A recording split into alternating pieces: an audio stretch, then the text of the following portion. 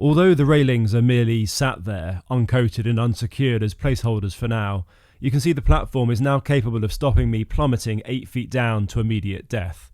But I'm giving you poor souls a break from the stern platform saga, as I want to tie up the finishing touches into a final episode and not stretch it across 2 episodes. As a result, you'll see why I'm doing this.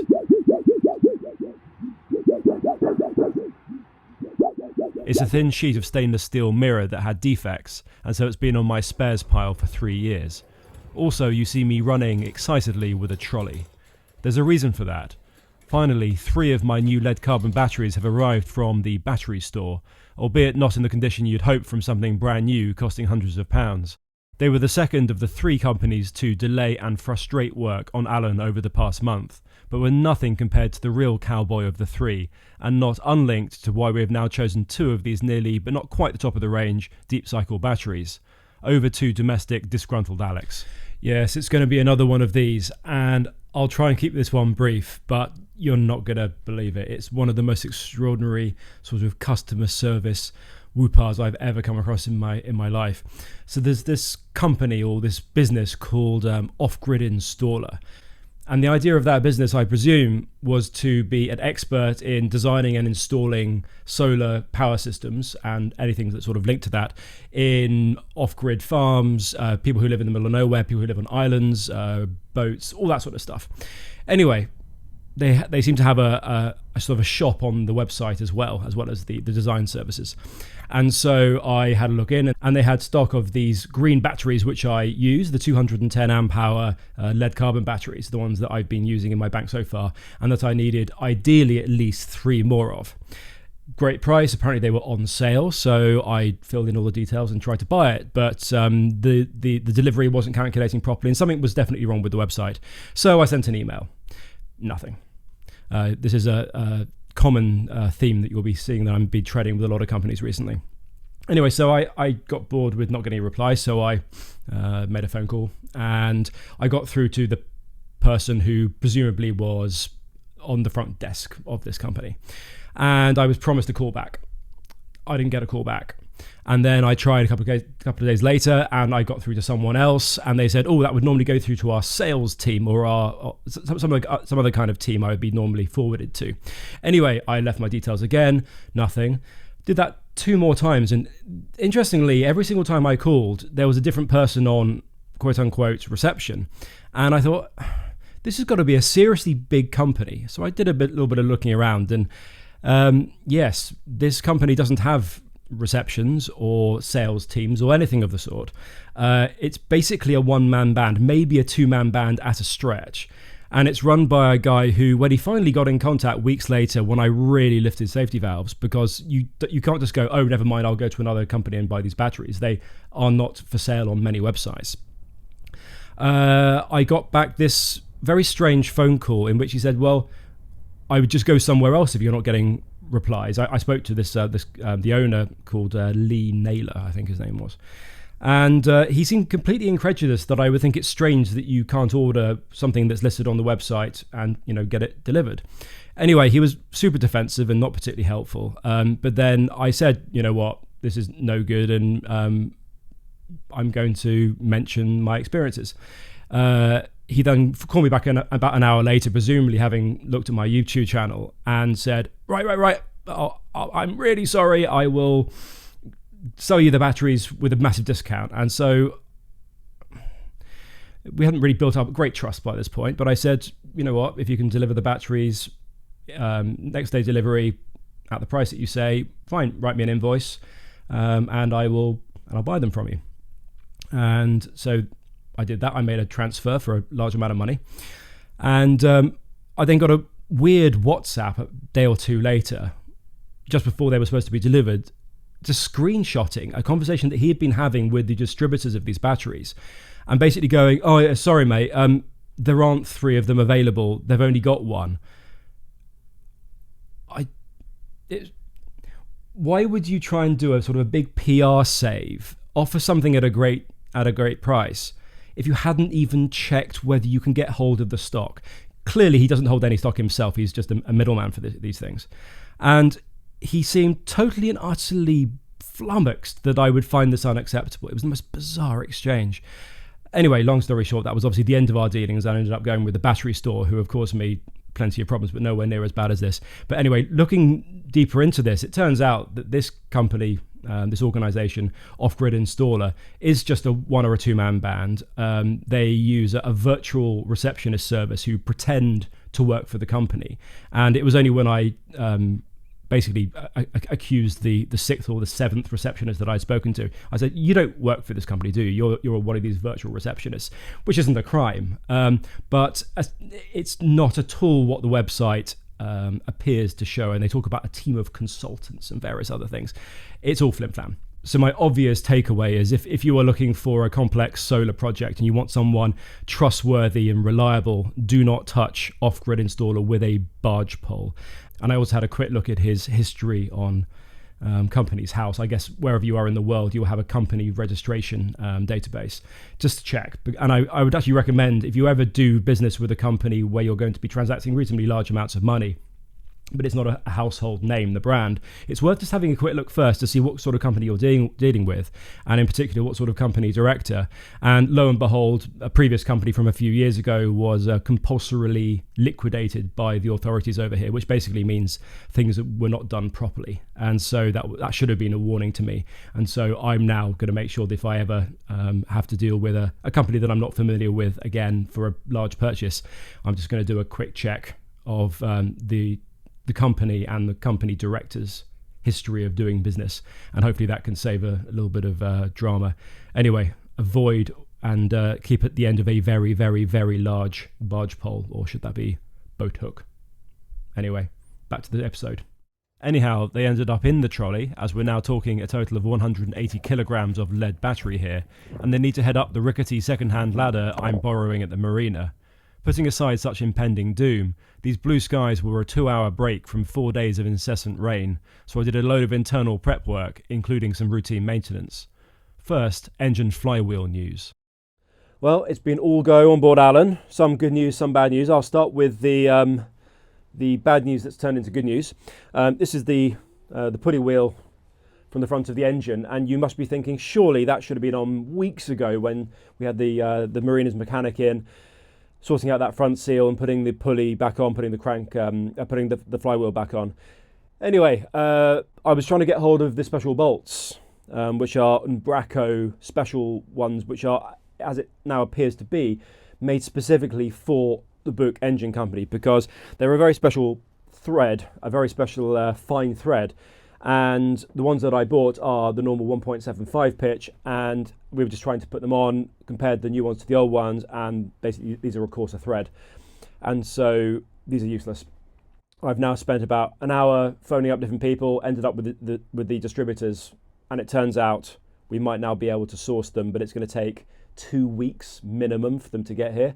So I was planning to have the engine cowling back on. I'm building steps and doing all sorts of stuff. I need the cowling back on, and instead I'm just going to have to spend the next 2 weeks still staring at this engine with its nose hanging off for the time being. Anyway, well done to this engine manufacturer for making the supply of every single spare part as difficult and as expensive as possible, because these are the brand, and Unbrako apparently make like the strongest socket screws of any sort you can buy, and these were £3 each. I'm now spending, including the import costs, £10 each per bolt on these replacement ones, but you simply cannot find them anywhere else. And apparently you're playing with your own life if you decide to buy non-branded versions of the same thing. So yeah, I've just kind of been had, haven't I? Anyway, so I would call that good news. We have a path forward, and a path forward I can't really sniff at too much. Next thing I'm going to do is actually swap out these filters, because I have 2 fuel filters and an oil filter, and it's definitely time before the next legs to get those changed up. And it's actually quite interesting, because I went back into the spares and these came with the boat. So this is an old fuel filter, which, as you can see, is corroded rather. This must have been from 2007. It was in the original box. There we are. Probably because it's badged, cost, again, an absolute fortune. completely unnecessarily. But because it's all corroded, obviously I won't use that. That will go in a museum of Alan one day, no doubt. So I'll put that in a box and take it home. There's no point in that being on board the boat. This is another fuel filter, which is a third-party one, which looks fine. I'll keep that as a spare because I've already got one I'm about to deploy down there. Now, the oil filters, the ones that I have over in the spares box, are, again, the original Bukh spare that came with the boat, but it started to corrode around here. I mean, this is old, it's just been sitting around for ages, and obviously the steel inside won't be corrosion resistant because normally it will be in an engine. I've been advised that even though the corrosion is pretty minor, there may well be a lot more inside because there's like a metal casing inside, and I don't want to start shedding bits of rubbish into my oil. So it's a bit of a shame because it is brand new, but if I had known, I would have taped over it or done something in the meantime. But anyway, this is made by a company called Baldwin, and apparently, although they make reasonably good filters, the local mechanic says, look, for the sake of getting a 15 quid branded one, it might be worth just going with that because he couldn't vouch for the quality of this one. And there's no point spending a fortune on really top quality engine oil if you then use a rubbish filter. And so I'm afraid, Mr. Baldwin, you're going to have to go in my spares box as like an emergency spare. This one hasn't corroded or anything, so I will seal that off with tape and keep that as a spare. Right, I'm also now going to do the fuel filter down here, which is also the water separator, and I'll actually do that on camera because I do actually have a filter ready to go, which isn't corroded and is the right spec, which, going by how today's gone so far, is something of a miracle. I need to shut off the diesel supply valve unless we want the contents of the fuel tank in the bilge. It's filthy down there. And then we get to grips with the rather normal 296 type Delphi water separator and fuel filter. These are the sort most tractors, small boats, and basically those without the budget for all the bells and whistles Raccord dual filter systems have. They are cheap, cheerful, and do work. The last time I filled the fuel tank, I used 2 additives, one of which was a water disperser.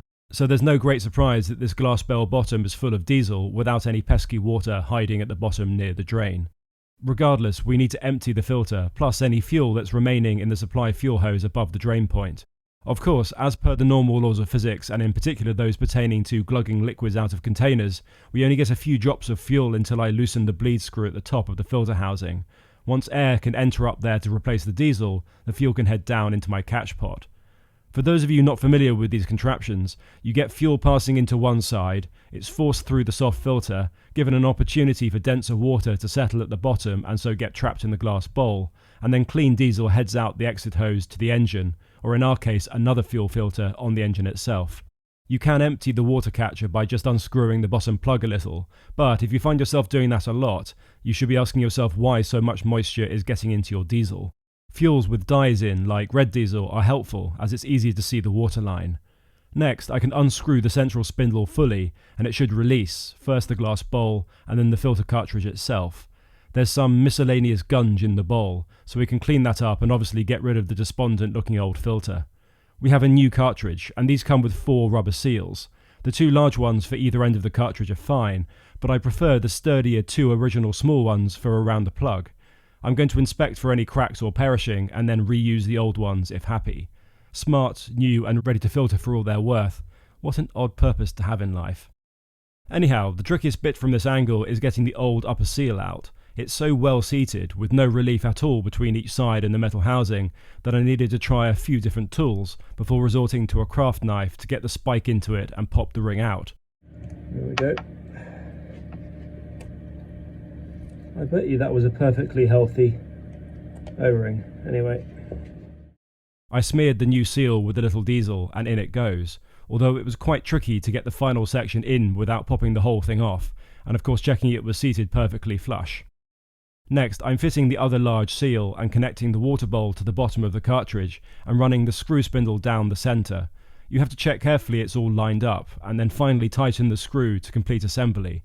Obviously, you won't know for sure that you have a perfect seal until you bleed the fuel line and get diesel flowing into the filter once more, but I was happy the seals were okay and not over-tightened, which can cause a slow leak of course. I don't know the torque officially advised, but sensibly hand-tight with a short spanner seems to do the job. Done. Alan is partially refiltered, and I'll do the oil filter when the new one arrives. Now, to rectify a mistake. Ever since I adopted Alan, I've actually, on casual advice, used normal engine oil in the stone gland oil reservoir. It's the stuff that keeps the propeller shaft gland lubricated and seawater out of Alan's bilge. This engine oil is apparently rather thin, and despite not noticing any overheating issues, I've emptied it and I'm refilling with some on-spec 80 to 90 grade stuff. This is the work of such unflinching wider importance that Wonderment channel members like Ellen make possible. Also, welcome to our new Wonderment man, Nathan, over on the other side of the world. It's wise to keep a safe distance. Next job. I need to do some bilge ballast upgrade work beneath the battery box before we start installing those new ones, which by the way dozens of channel contributors have made possible over recent weeks. I do not take it for granted. I need to get these diesel lines safely out the way and also fill and glass over this old drain. It's already glassed over on the other side, so do not worry. The three 210 amp hour lead carbons are out for now and set to the side. They were originally called A, B, C and D. B is no more, as I had to allow it to run free when I bought Alan from my team, and so I lost it. But the others had more memorable names allotted. It's time for a change and rebirth. People of the channel, this is your moment. I need 4 new names for these batteries. One for A, B, C and D. And I also want one for F and G. Now you might be wondering what's been going on with E. You may well wonder, and I'm not going to tell you. The glass fibre battery box is also put to the side, and beneath there are robustly bolted down bundles of steel ballast. I rather hurriedly positioned them between the support battens, but it's become a trap for dirt and detritus, and I can get a load more weight down there if I try. The support battens came out alarmingly easily, and I shuffled the existing bundles along and added a load more that I had, waiting for their moment to be heavy and useful. And the chance to get down there with some degreaser and rags to make it all look a little bit more civilised, since that must be our true purpose here. Smaller areas remained unfilled, so I grudgingly accepted that I must once again deploy the metal cutter, and I made some shorter bundles. I'm guessing this is not far off the thickest lump of steel that it's wise to try and cut with this not exactly top of the range grinder. Part of the need to degrease was actually functional, as we are to make another dam, but larger than the one I made a few months ago. I'm using basic sealant as a bed around the edge, and then that sheet of stainless steel can be set into it, after being carefully cut and shaped to curve around the zone we are dedicating to ballast. I failed to film that bit, mostly as I was behind schedule and a little bit hacked off in general, so you'll have to make do with a smart time-lapse when the steel sheets do make a brief appearance, as I bring them in and out of the boat to measure up, trim, check, and repeat a few times to get the right fit. Enough time-lapse and back to it. The steel dam is in place, lodged well into that liberally dispensed sealant bed. I've run out of very small bits of steel, bits of scrap steel, and so we're going to go for rocks, which I suppose is a form of concrete. I guess I can try and patent it as like Alexcrete, or anyway, you can come up with a slightly more inventive one than that. So anything that's denser than water gets my vote. So I'm going to fit in rocks and stones into all these little gaps before the cement goes in.